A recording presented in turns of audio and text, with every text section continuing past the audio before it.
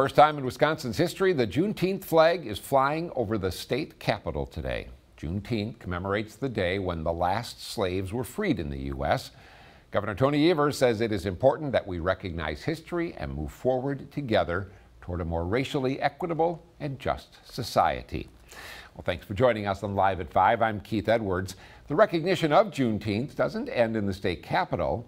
Leaders and historians in the Chippewa Valley are holding a virtual Juneteenth celebration reflecting on the history of the day and how racism still affects the lives of people of color today and how folks still strive for equality. Our own Mary Pouch tells us more.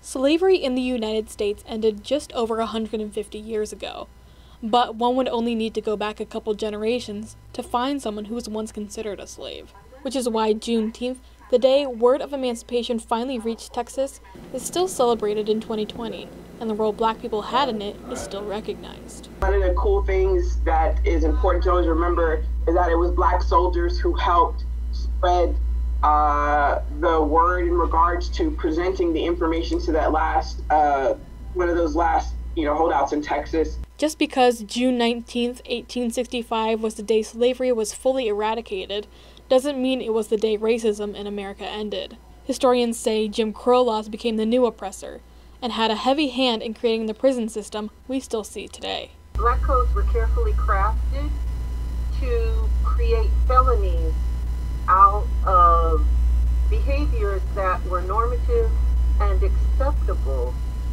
for people of other races. In northern states, so-called Indian codes serve the same purpose, even in the Chippewa Valley.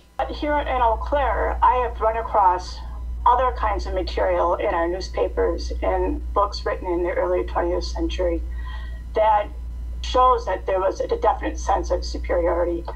And the battle to abolish prejudice against people of color is still fought now, as evidenced by recent rallies and protests. How can we help our community recognize that systemic racism is not limited to policing? That if we reform or defund the police system, we solve the problem.